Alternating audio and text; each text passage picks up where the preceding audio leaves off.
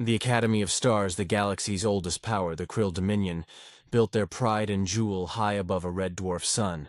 They called it the Academy of Stars, a citadel of ivory towers and crystalline domes suspended in orbit. Here, the finest scions of empires gathered. War heirs, strategists, scientists, future leaders of entire civilizations. To be invited was an honor. To graduate was to wield authority over fleets and worlds. When humanity was finally offered a seat among them, the invitation dripped with arrogance. It was not respect. It was mockery. The Dominion had crushed a human colony on the rim months earlier, citing trespass. Thousands dead. No apology. No reparations. Instead, an invitation followed. Send us your brightest to our academy. Watch them sit at the feet of true masters. It was an insult delivered with a smile. The cruel lesson. The humans chosen, young cadets, diplomats, and scholars, arrived carrying not pride, but grief. They were met not with fellowship, but with derision.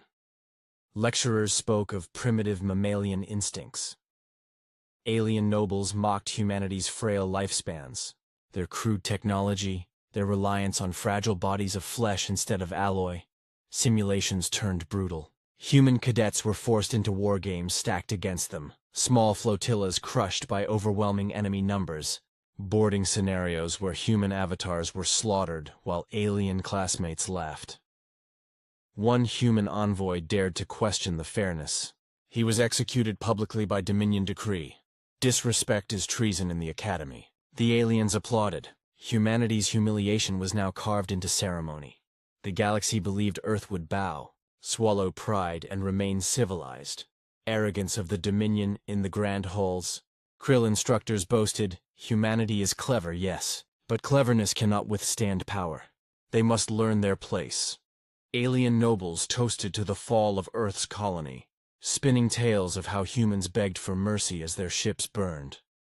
The Academy believed they were shaping the galaxy's hierarchy for centuries to come. Humanity, they thought, would leave humbled, remade as obedient servants. But arrogance blinds. The aliens never noticed the silence in human transmissions. They never felt the quiet fury building in the long shadow of Earth. The silence breaks. Then came the turning point. One morning, without warning, every human cadet was recalled. Shuttles departed the Academy with silent faces. No explanation. No farewell. The alien instructors smirked. Finally, they've accepted shame. But silence was not surrender. It was prelude. A week later, Dominion border outposts went dark. Patrol fleets vanished without distress calls. Trading convoys whispered of shadows slipping through slipspace, vast shapes eclipsing stars. On encrypted frequencies, a phrase repeated in cold human voices. Class dismissed. The Dominion laughed at first. Then the laughter stopped when the first dreadnought arrived. Humanity's answer from the void emerged, the Iron Choir, humanity's warfleet. They were not fragile frigates or scavenged hulls. These were leviathans forged in silence. Hulls plated in black tungsten, engines burning white as suns, weapons humming with energies the Dominion had dismissed as impossible. At the vanguard, the dreadnought Concordance of Ash broadcast a single transmission to every Dominion world. You taught us cruelty. We will return the lesson. The galaxy shivered. The retaliation unfolds. The response was methodical, cold, absolute. Human fleets did not rage blindly. They struck with precision. First the Academy's defense network, sliced apart before its alarms finished sounding. Then the Dominion's outer colonies, stripped of fleets, left choking under orbital bombardments that turned oceans to boiling glass. Where aliens had forced human cadets into humiliating war games, humanity turned the galaxy itself into a simulation. Only this time, the rules were theirs, captured. Dominion officers were herded into halls where holograms replayed their own boasts, then shown the ruin of their fleets in real time. Human commanders stood silent, letting the weight of reversal crush their captives. The Academy had wanted to teach humans war. Instead, it became the galaxy's first lecture on vengeance. The choir of retribution. The climax came swift. Hundreds of human dreadnoughts descended upon the academy itself. Its ivory towers, once symbols of eternal supremacy, now trembled under shadows vast enough to blot the sun. Aliens who once mocked humanity watched in horror as soldiers in black armor breached their gates.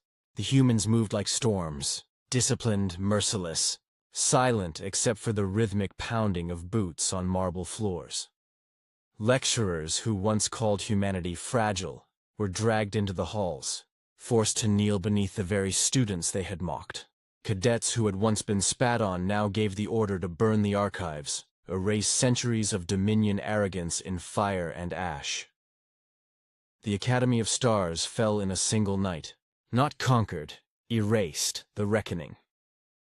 Across the galaxy word spread faster than light. The proud Krill Dominion screamed for allies.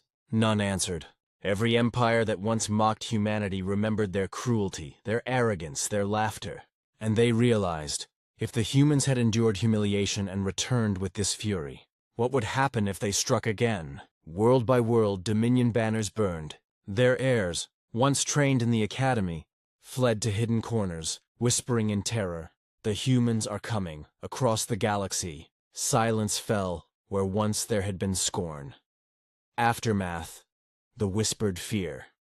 When the last tower of the academy crumbled into dust, humanity did not stay to gloat. They left nothing behind but wreckage and silence.